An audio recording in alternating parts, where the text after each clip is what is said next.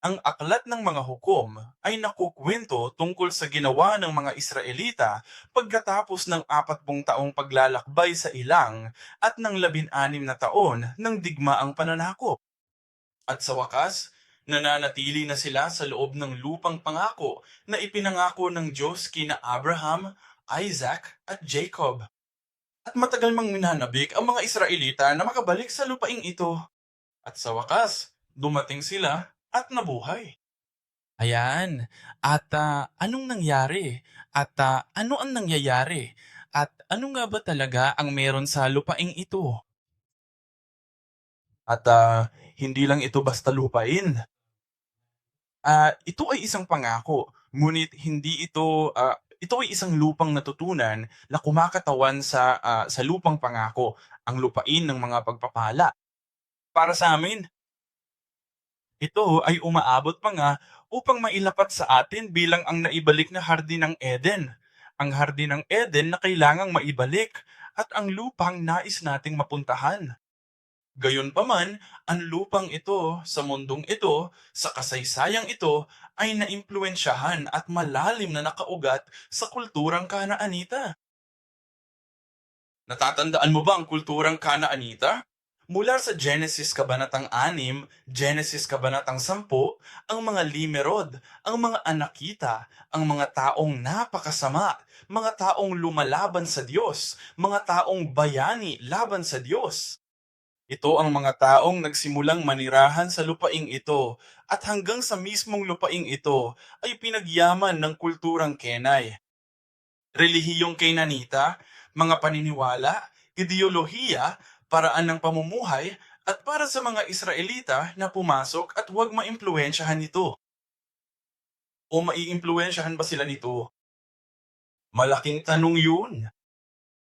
Paano kaya masasakop ng mga Israelita ang lupain? Magiging sila ang may-ari nito. Ngunit masasakop ba nila ang mga minahan? O masasakop ba ang kanilang mga minahan? Habang pinag-iisipan natin ito, maaari natin itong ilapat sa ating mga sarili habang nabubuhay tayo sa mundong ito. At alam natin mula sa mga tala ng Biblia na si Canaan ay isang supling na isinumpa ni Noe dahil sa naging pagkakasala at ginawa ng kanyang amang si Ham.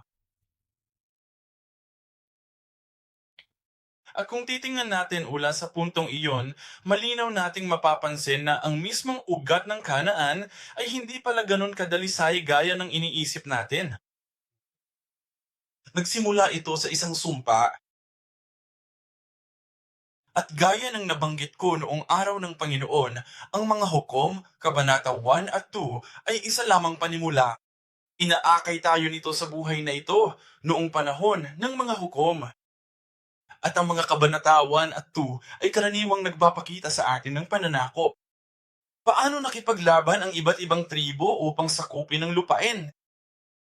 Kaya't binigyan sila ng mga itinakdang lugar, binigyan sila ng iba't ibang bahagi ng lupain, at sila ay inaakalang lalabas, bawat tribo, upang sakupin ang kanilang sariling rehiyon. At kung paano yun mangyayari, pag-aaralan natin sa susunod na linggo. Ngunit, isang bagay na binibigyang diin sa sipi ngayon ang mababasa natin mula sa Josue 24 hanggang 29. Kaya babalik tayo sa Josue 24 to 29. Ngunit, bago yan, basahin muna natin ang Josue 1-1, ang pinakasimula ng aklat na ito. Anong sinasabi nito? At nangyari, pagkamatay ni Josue na ang mga anak ni Israel ay nagtanong sa Panginoon na nagsasabi, sino ang unang aahon? Para sa amin laban. Ang hari at ako ay lalaban sa kanila. Anong klaseng pakiramdam ang nararamdaman mo kapag nagsisimula ka ng isang libro, nagsisimula ng isang bagong kabanata? At dito ba nagsisimula? Nangyari ito pagkatapos ng pagkamatay ni Josue kasama ang positibo o negatibo na hindi gaanong maganda ang sinasabi nito. Nagsisimula sa kamatayan na pinag-uusapan ang pagkamatay ng isang dakilang pinuno. Pagkatapos ay papasukin sila sa lupaing iyon. At pagkatapos, ang tanong, sino ang unang lalabas para sa atin laban sa mga Kananeyo? Sinong lalaban sa kanila? Positibo o negatibo? Parang alam na alam nila ang ginagawa nila? O parang nalilito, naliligaw, at walang pamumuno ang mga ito? At iyan ang pinakasimula ng mga hukom. Pero bago iyon, binasa natin ang Josue 24 hanggang 29. Sinasabi nito, nangyari pagkatapos ng mga bagay na ito na si Josue na anak ni Nun na lingkod ng Panginoon ay namatay na may 110 gulang. Muli, sa mga hukom 2, talata 8, sinasabi si Josue na anak ni Nun na lingkod ng Panginoon ay namatay sa edad na 110. Nakuha mo ba ang punto rito? Ang may akda ng ang mga hukom at mula sa Josue, sa madaling salita, ay may isang bagay na binibigyang diin ng Diyos dito. Ano sa tingin mo? Hulaan mo nang hindi sinasadya. Nabasa ko lang ang 3 talata na nagsasabing pagkatapos ng mga bagay na ito, namatay si Josue. Malaking kaganapan ito. Malaking bagay ito rito. Para sa mga Israelita, isa itong traumatikong pangyayari. At dahil naroon si Joshua, hindi nila alam kung sino ang unang aakyat, kung sino ang gagawa ng ano. Nagsisimula na ito. At kapag sinabi niya, ngayon ay dumating na, tungkol sa pagkatapos, ang pariralang ito ay madalas gamitin sa lumang tipan. Ngayon, nangyari ito pagkatapos ng ganito at ganyang pangyayari o ganito at ganyang bagay. Anong nangyari? Pagkatapos mo na no, Joshua 24:29, sinasabi nito, at nangyari nga pagkatapos ng pagkatapos ng pagkamatay ni Joshua. Pero noon, bago nangyari, ang nangyari ay, ito ay naging matigas. Gumawa ng tipan sa Sichem. Okay? At tinatanong niya ang mga tao, sasamba ba kayo sa mga Diyos-Diyosan o sasamba ba kayo sa ating Diyos? Kaya't pinanumpa niya sila, sa madaling salita ay pinanumpa, gumawa ng tipan, na sinasabi, sasambahin namin ang Diyos at hindi kami sasambahin ng mga Diyos-Diyosan. Pero kapag sinabi niyang, ngayon, nangyari ito pagkatapos, ngayon nangyari ito, ang pariralang ito ay parang isang palatandaan para sa isang bagong kabanata ng kwento. Sa madaling salita, sinasabi niya ang lahat ng mga bagay na ito, ang pagsasakop sa kanan, nakapasok sila sa kanan, lahat ng mga bagay na ito ay nangyari kay Josue. At ngayon, pagkamatay niya, isang bagong kabanata, isang bagong panahon ang nagsisimula. Kaya ipinakikilala ng mga hukom ang isang bagong panahon pagkatapos ng pagkamatay ni Josue. Ang pagkamatay ng ilang tao ay maaaring hindi gaanong mahalaga. Ngunit may mga tao sa ating buhay o sa ating kasaysayan na ang pagkamatay ay nagiging napakahalaga at nakakagawa ng napakalaking pagkakaiba sa isang organisasyon, sa isang simbahan o sa kasaysayan at isang bansa.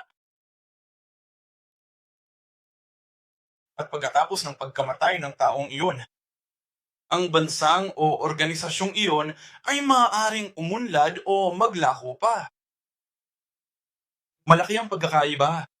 At ang pagkamatay ni Joshua ay isang malaking pangyayari para sa mga Israelita. Bakit? Dahil hindi pa katagal namatay si Moises, di ba? Marahil wala pang 20 taon nang nakalilipas, namatay si Moises. At si Josue ang pumalit at naisip niya, aakain tayo ni Josue papunta sa lupain ng Kanaan at hahayaan tayong tulungan para umanakop, pangungunahan tayo sa pananakop. At pagkatapos ng lahat ng pananakop na yun, sa wakas, sa ilalim ng pamumunong ito, magtatatag tayo ng isang bansa sa lupaing ito at magpapatuloy. Pero pagkatapos, sa kanilang inaasahan, bigla na lang siyang namatay. Bigla na lang may dumating na isa na namang love letter. Ayon ito sa plano ng Diyos, nulit siya ay namatay. Para sa mga tao, malamang na hindi sila ang nagbabayad para sa pagkamatay ni John Strong. Kaya ngayon, kailangan na nilang magtatag ng isang bansa, sa madaling salita. Kailangan nilang tapusin ang pananakop at kailangan nilang manirahan at kailangan nilang simulan ng pamumuhay. Ito ang tunay na totoo. Kailangan na nilang simulan ng pamumuhay na yon. Parang ikaw. Habang tayo ay lumalaki, tayo ay nasa mga teenager at umaasa. Alam mo, pagkatapos kong mag-aral sa universidad, magtapos, makahanap ng maayos na trabaho, saka ko lalabas ng bahay at magiging independent. Pero noong 16 na anyos na ako, bigla na lang namatay ang mga magulang ko. At ngayon, kailangan kong lumabas sa mundo at talagang bumagsak sa lupa at mabuhay, maghanap ng ikabubuhay. Parang ganong klaseng pakiramdam. Ganito ang simula ng Josue at mga hukom, Kabanatang 1, Talata 1. Balikan natin si Josue, isa sa mga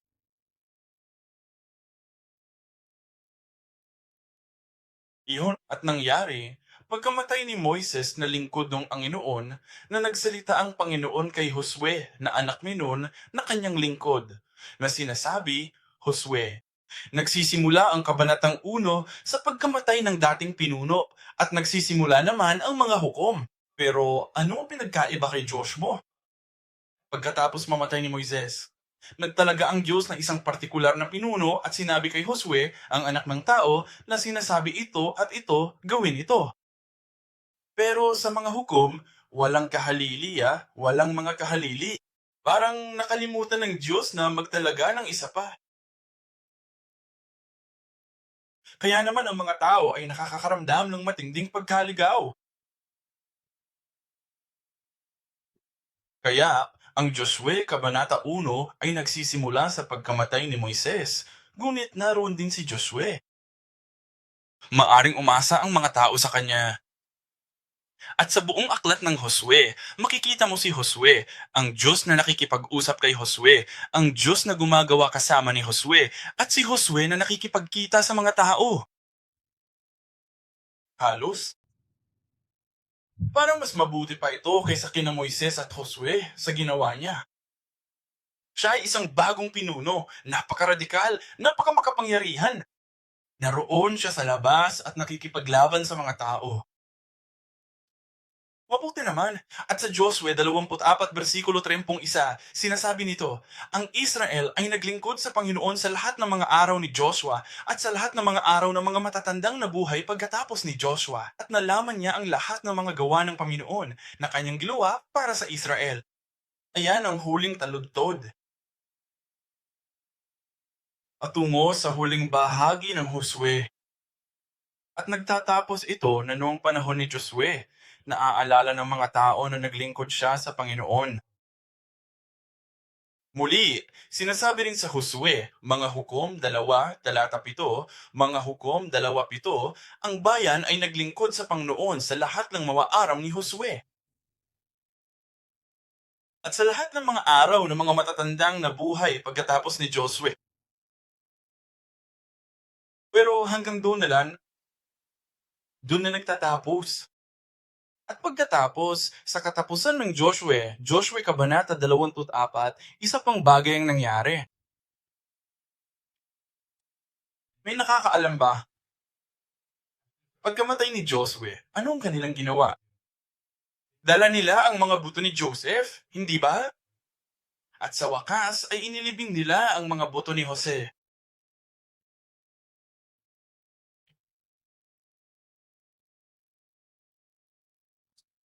Ito ay nasa Joshua 24, versikulo 32.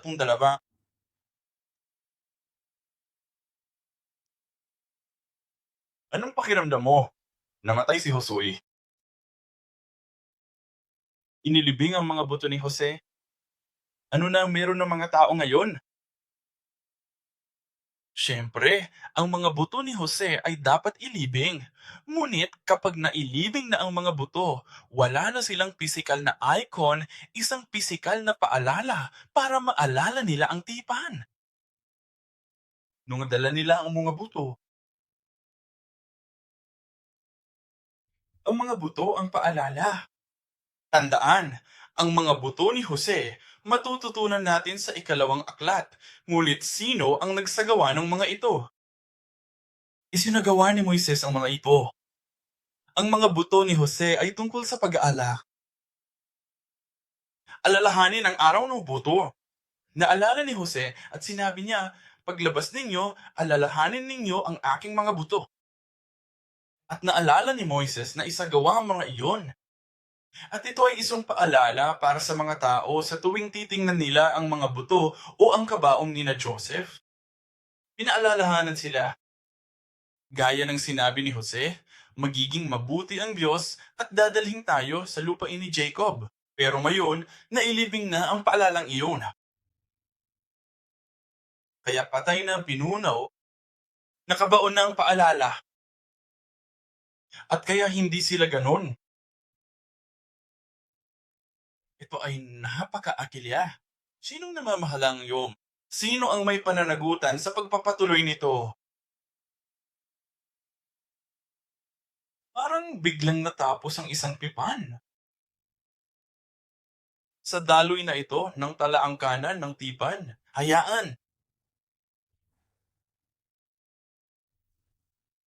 Ang tanong ko lang, ganun ba ang nararamdaman namin?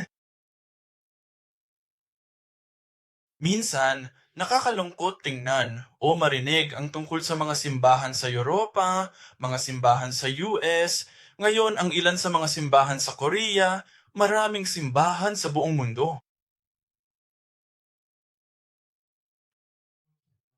Ang mga simbahan kung saan hindi nila maaaring ipagpatuloy ang pagpapatuloy sa susunod na henerasyon. At madalas naming naririnig sa pamamagitan ni Pastor Philip, talaga rin na nakapunta na siya sa Europa sa iba't ibang simbahan. At sa Estados Unidos, tanging ang mga nakakatandang henerasyon na lamang ang natitira. Ang sinusubukang gawin ni Satanas sa ating kasaysayan ng simbahan ay putulin ang daloy na ito.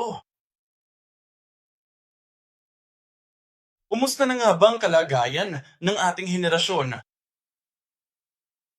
Kung sakaling mang mayroon tayong mga kabataan dito, ano naman kaya ang mangyayari sa inyong henerasyon? Sino na nga ba ang siyang magpapatuloy ng ating nasimulan? Sa totoo lang, ang ating mga pag-iisip, ang ating mentalidad, ang ating mga saloobin, kapag sinabi kong atin, nagsasalita ako para sa aking sarili. Ikinukumpara ko ito, sinusubukan kong ilapat sa buhay ko. Ano kayang mararamdaman ng mga tao nung pumanaw si Joshua? Una, noong pumanaw si Moises, ngunit naroon si Josue pagkatapos pumanaw si Josue. At iniisip ko noon ang pagpanaw ng aming nakatatandang pastor, si Reverend Abraham Park. Mabuti ba ito o masinda? Masyado bang masamang tanong iyan? Pahintulutan mo akong maglakas loob na ipahayag ito sa iyo. Ang pagiging tapat hanggang sa aking buto. Sabi ng katawan ko, mas komportable raw ito. Bakit? Dahil hindi ko na kailangang matakot pala. Dahil hindi ko na kailangang isipin ang tungkol sa isang taong sumisigaw sa likod o sa mukha ko. Hindi ko na kailangang mag-alala, kailangan ko ng gumising. 4:00 pa naman tuwing madaling araw. Wala na. Ang taong pinaka nakakatakot at nakakatakot na dating nagpapaangat ng ulo ko, di ba? Ngunit ano ang magiging resulta nito? Mga bugal. Ang ilan sa mga pamantayan sa buhay ko ay bumababa at nasisira. At di nagtagal, maging ang pamantayan ng aking pananampalataya ay bumababa. At sa lalong madaling panahon, kahit ang ilan sa mga bagay na hindi dapat mangyari, medyo naging flexible na ito. At maya-maya, parang, oh, siguro ayos na ngayon.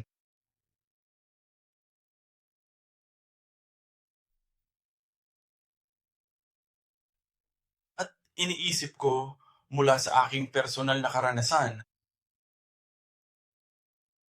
Siguro noong panahon ng mga hukom pagkatapos pumano ni Josue, siguro parang naramdaman ng mga tao na, nakakahinga na tayo ng kaunti ngayon. Ngunit ang nais ng Diyos na matupad ay hindi natupad.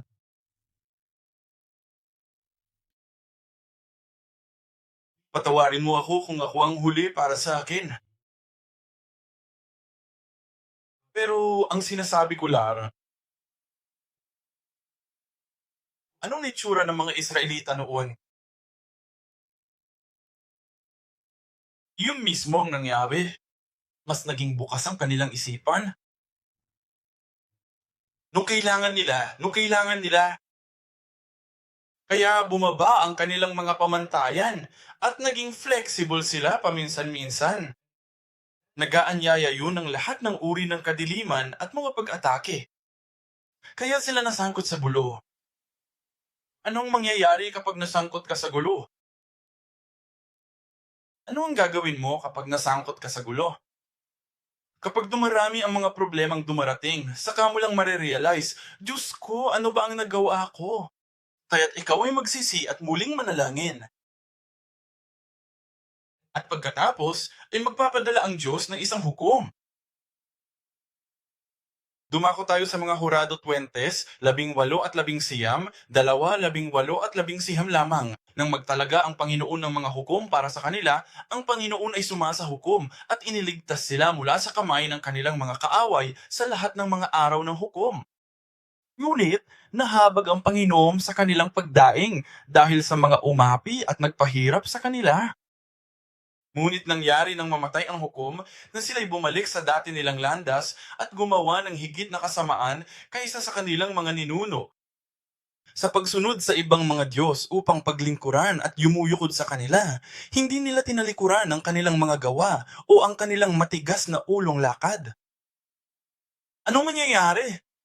Kapag sila ay nasa kagipitan, kapag sila ay inaatake, sila ay sumisigaw. Sabi ng Diyos, mga hukom, noong panahon ng mga hurado, ayos lang sila dahil ipinagdadarasal sila ng hurado at may humahawak sa kanila. Pero kapag tapos na ang mga hukom o kapag natapos na ang kanilang oras,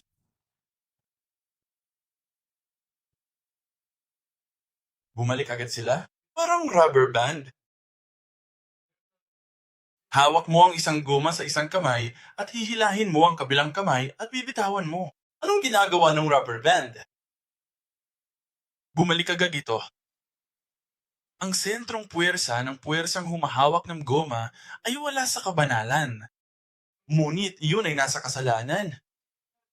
Kaya ito ay isang pansamantalang kabanalan o kabanalan. Kapag sila ay nasa problema lamang, kapag kailangan nila ang Diyos, kapag mas naroon ang paghatol, sila ay umaarte na banal o lumalapit upang manalangin at lahat ng iyon. Pero nang maging maayos na ang lahat at mas komportable na sila, bumalik sila sa kanilang pagsamba sa Diyos-Diyosan at naglingkod sa ibang mga Diyos. Kaya hindi ito katulad nung panahon ni Josue, kung saan patuloy silang naglilingkod sa Panginoon. Paulit-ulit lang yon, paulit-ulit lang. Walang naging tuloy-tuloy. Ito ay mga yugto ng panahon kung saan pansamantala nilang sinamba ang Diyos at pinaglingkuran siya. At iyan ang gusto kong isipin natin habang iniisip natin ang buhay natin ngayon. Ang buhay ko ba ay patuloy na naglilingkod sa Diyos o ito ba ay nakasentro semento? Pansamantala lang ba ito? At pagkatapos, kapag dumating ang problema, babalik ako sa Diyos? Kapag komportable na ako, aalis ako at babalik. At isang bagay na sinisisi ng mga taong ito, ang isang dahilan, sabi nila, ay dahil sa kakulangan ng isang pinuno. Sino sinisisi nila? Sabi nila, dahil walang hari. Ganito ang buhay natin. Dahil walang hari noon. Sinong sinisisi nila? Sinisisi nila ang Diyos. Diyos ko, hindi ka nagtalaga ng ibang pinuno. Kaya pala, ang daming problema.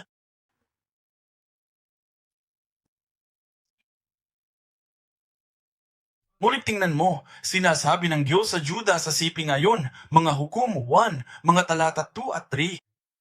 Mga hukom 1, talata 1 at 3. Sinabi ng Panginoon, Juda, Shagwa, narito, ibinigay ko na ang lupain sa iyong kamay.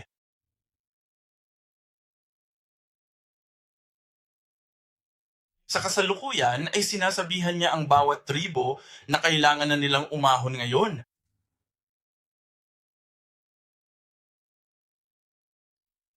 Kailangan nating malaman ang mga panahon. Balikan natin at isipin ang panahon ni Abraham. Nung panahon ni Abraham, siya lamang ang naniniwala sa Diyos. Isa siyang soul starter. Isa siyang tagapamuna. Kaya kinailangan niyang simulan ang kislap na ito. Ang kislap na ito ng pananampalataya. Kaya kinailangan niyang makahanap ng isang taong maaring tumugon sa tawag ng Diyos tungkol sa pananampalataya. At iyon ay si Abraham, ang iisang kaluluwa, iisang tao. At kaya si Abraham, noong panahon ni Abraham, ang laban na ito, ang pakikibakang ito, at ang gawain ay ang lumabas sa makasalanang gawain at makasalanang lugar, at tanggapin ang tawag ng Diyos at tumugon sa tawag ng Diyos sa pamamagitan ng pagbangon at pag-alis. Noong panahon ni Isaac, ang gawain ni Isaac ay manahin ang pananampalataya ng ama at ipagpatuloy sa pamamagitan ng pananampalataya at pagsunod. Kaya si Isaac ay kumakatawan, si Abraham ang tumanggap nito, ngunit si Isaac ang kawing sa mga sumusunod na henerasyon. Bagamat hindi ito natanggap ni Isaac, lalo na ang insidente sa Genesis 22 o ang insidente sa Bundok Moria. Bagamat hindi ito direktang natanggap ni Isaac mula sa Diyos, mayroon siyang sapat na pananampalataya upang sumunod. Kaya siya ay naging isang kawin. At dahil dito, si Jacob, noong panahon ni Jacob ay kinailangan niyang lumaban. Kailangan niyang maniwala sa tipang ito. Nang napakalakas at matatag na kailangan niyang isakripisyo ang buong buhay niya. Sa madaling salita, para lamang ipaglaban ang tipang ito. At makikita mo itong lumalaki. Maraming sakit at paghihirap ang makikita mo sa buhay ni Jacob. Ngunit sa pamamagitan ng paghihirap at sakit na iyon, siya ay lumalago. At hindi lamang lumalago ang kanyang pananampalataya, kundi lumalawak din ang Diyos sa tatlong henerasyong ito. Lumalawak ang Diyos. Mula ito sa isang tao, kay Abraham, patungo sa isang pamilya, isang malaking pamilya. At pagkatapos ay tinawag niya si Jacob na Israel, ang bansang Europeo, gaya ng ipinangako niya kay Abram. At sa gayon ay lumawak ito mula sa isang tao, patungo sa isang pamilya, patungo sa isang bansa. At si Jose ay isang henerasyon ng kaganapan.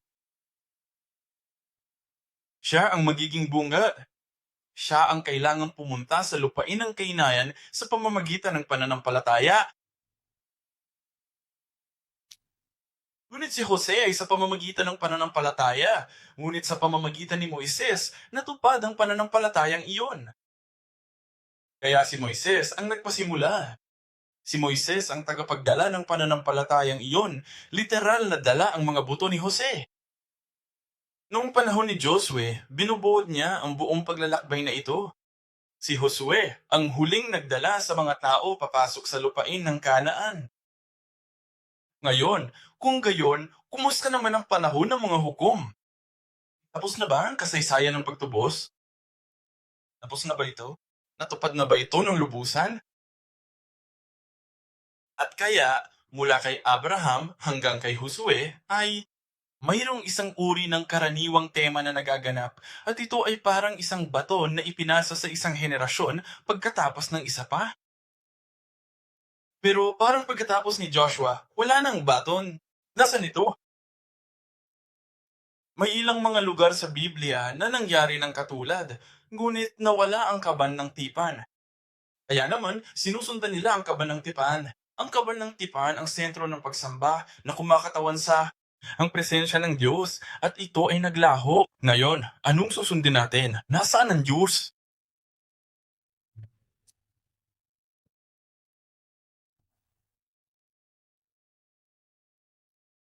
Kaya anong ginagawa ng mga tao?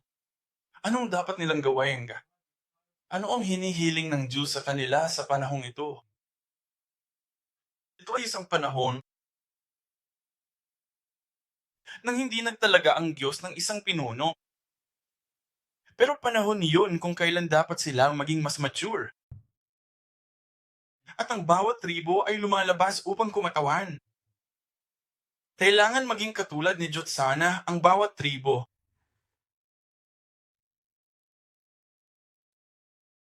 Bawat isa sa atin, bawat sangay ng ating mga simbahan o bawat lokal na simbahan ay kailangang harapin ang, alam mo na, sa isang digmaan, mayroong, anong tawag dito, isang sundalo na laging may dalang bandila.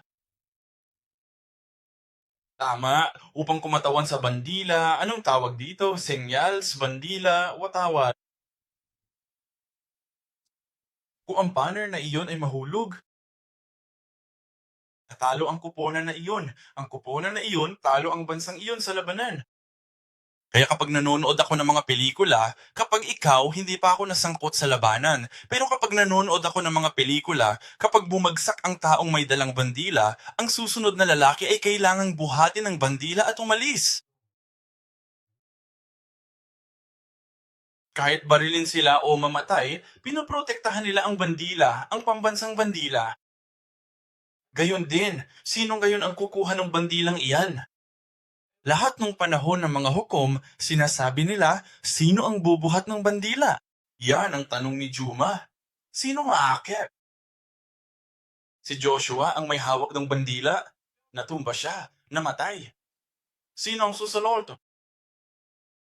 At sa ngayon, nakababa na ba ang bandila?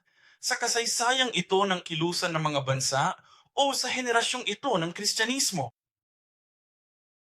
Isipin mo, sa Singapore, nakataas ba ang bandila? At nagpapatuloy ba tayo sa pagmarcha o nakababa na ba ang bandila sa lupa? Kung oo, sino ang kukuha nito? Parang iniiwasan ng lahat at pinagtitinginan sino ang nangunguna.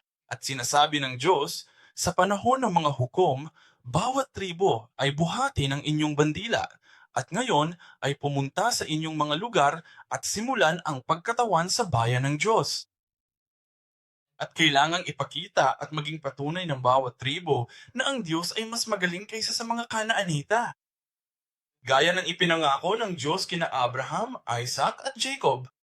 Sa pamamagitan ni na Josue at Caleb, patuloy na sinasabi ng Diyos, lilipunin ko ang mga Kanaanita para sa inyo. At ang tribo ang kailangang pumunta at tuparin iyon.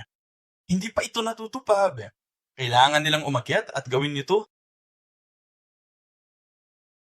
Wala nang mga dahilan. Mga matatanda na tayo. Tulad ng halimbawang nabanggit ko kanina, kung ang mga magulang ay maagang pumanaw nang hindi inihahanda ang kanilang mga anak, ang una, kapatid o bawat bata, kailangang magising at mapagtanto na wala ka ng mga magulang na lalabas at kikita ng pera para sa iyo. Ibig sabihin, kailangan mong gumising, bumangon at lumabas para gumawa ng isang bagay.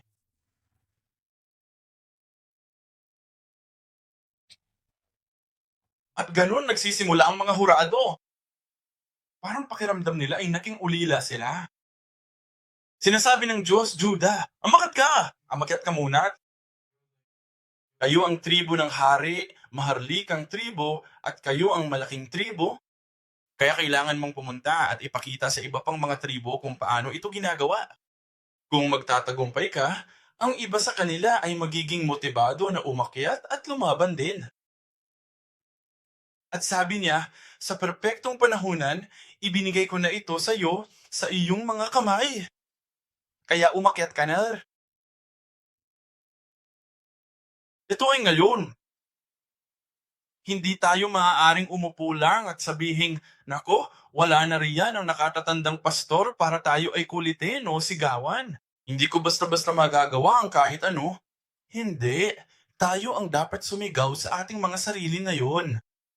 Kailangan nating maging mas mature ngayon at sabihing, sige, kailangan nating gumising at simulan ito. Hindi tayo maaaring maghintay na may mangyari o kung ano paman. May ibang taong pupunta at mangunguna sa atin. Kailangan nating gumising at lumaki at kailangan nating kunin ang aklat na ito, ang Bibliyang ito at ang Ebanghelyong ito at sumulong. Hindi ko alam kung naintindihan mo na at nakuha mo na ang pahiwatig, pero eto na ang konklusyon. Si Josue, ang pangalang Josue, ang susi. Ebreo, Ursan o Jesus, Yeshua. Pareho lang ang pangalan. Pagkatapos, ito ang panahon ng mga hukom na pinag-uusapan pagkatapos ng panahon ni Josue, pagkatapos umalis ni Josue. Kailangang lumabas ang 12 tribo at sakupin ang lupain.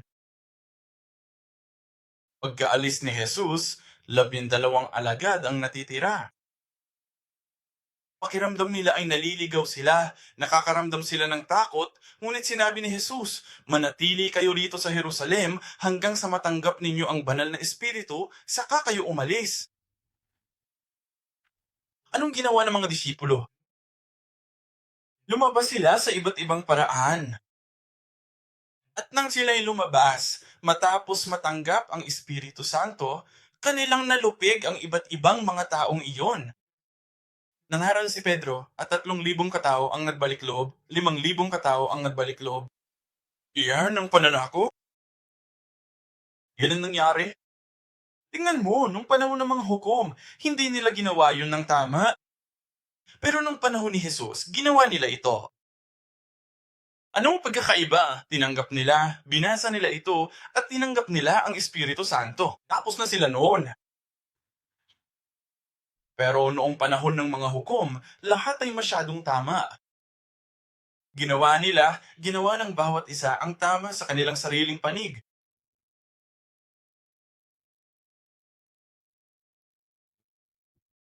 Sinusunod lang ng lahat kung ano talaga yung gusto nilang gawin. Sa madaling salita, sa kanila, meron silang sarili nilang ahenda. Ngayon, habang kailangan nating lumabas at humayo kasama ang Diyos at ang Ebanghelyo, mayroon ba tayong sariling ahenda? Ginagawa ba natin ito ayon sa aking iniisip, sa iniisip nating tama, nating lahat? O tayo ba ay sinanay ng tama upang maunawaan kung ano ang tamang daan? At upang tayo ay makaunawa, kailangan natin ang banal na espiritu. Kailangang maging leader ang lahat. Hindi ko sinasabing kailangan maging ulo ang lahat eh. Pero lahat ay kailangang maging ang mananakbo. Kunin ang banner at tumakbo. Paano tayo magiging pinunong magagamit ng Diyos? Ang pinunong kayang gawin ang sa tingin ng Diyos ay tama, sa halip na ang sa tingin ko ay tama. Isipin natin kung paano pinipili ng Diyos ang kanyang mga pinuno. At dalangin ko na ang lahat ng narito ay maging pinuno sa huling panahong napipiliin ng Diyos. Isipin natin ang 2 tao, isa mula sa bawat testamento. Lumang tipan, isipin natin si Moises.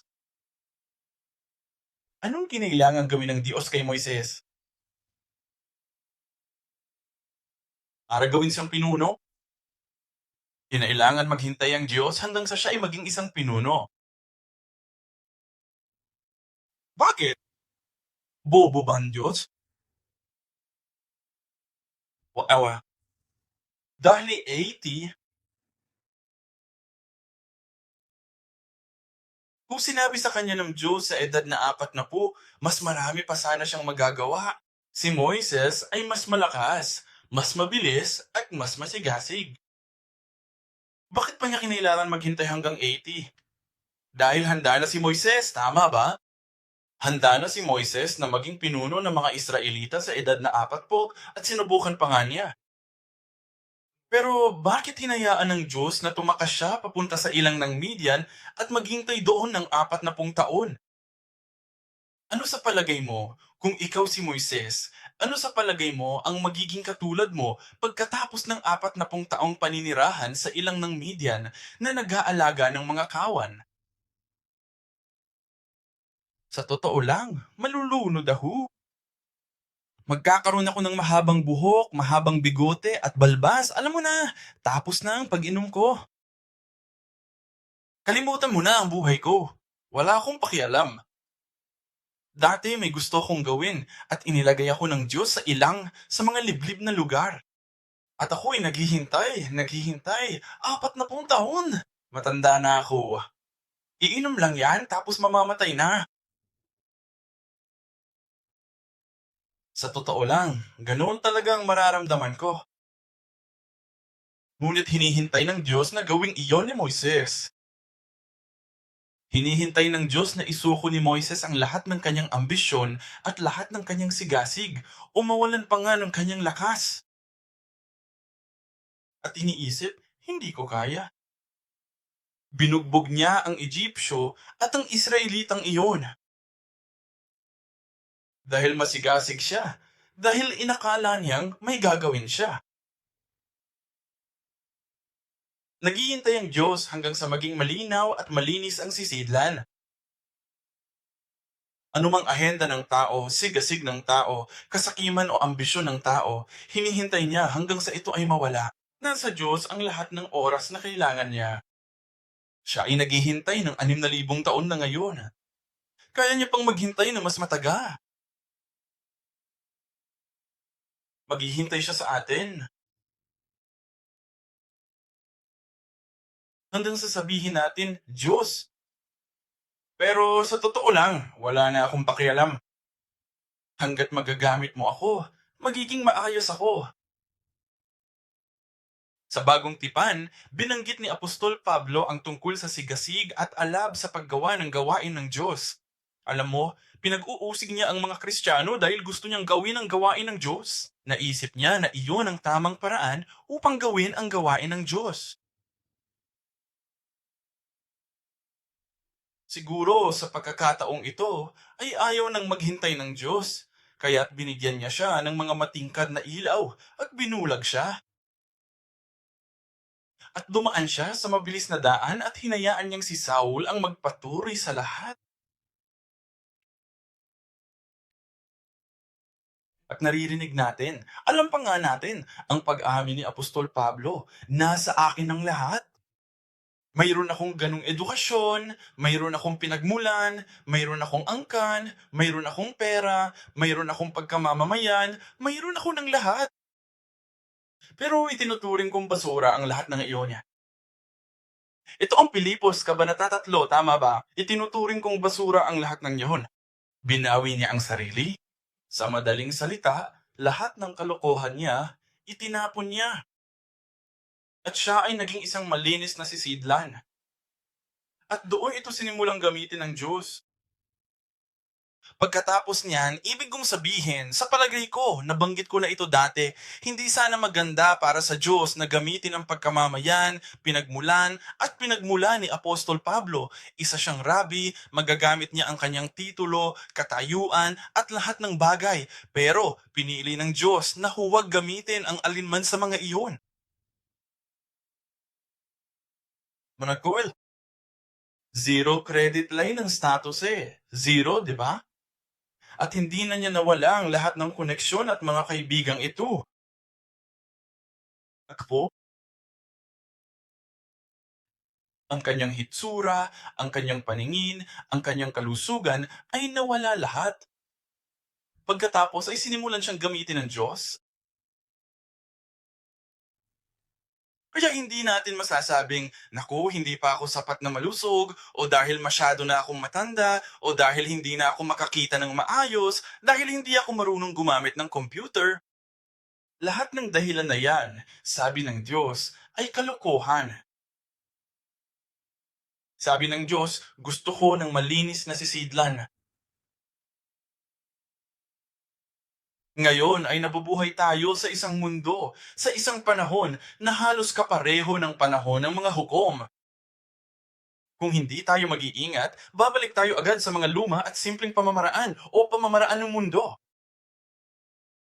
Sa panahong ito, sino kaya ang makakapagpatuloy na makatayo ng maayos sa gitna ng mga pagsubok?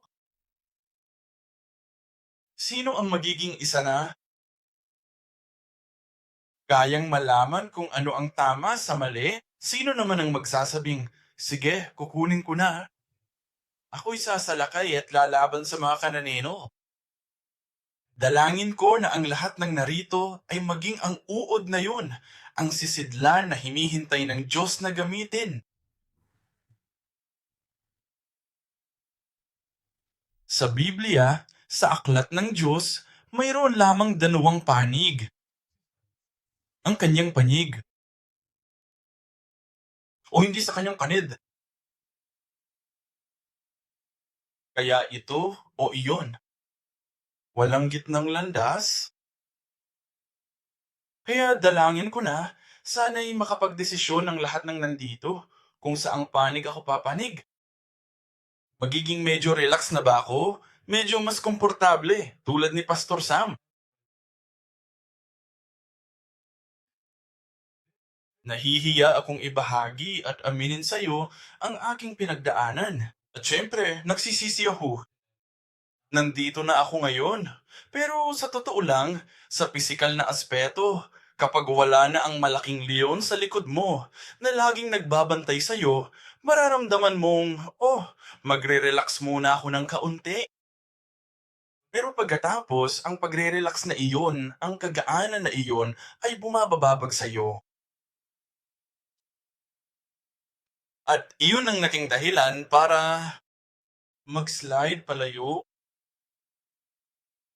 ng ilang sandali. Kaya kailangan nating laging gumising at sabihing, okay, hindi tayo karapat-dapat.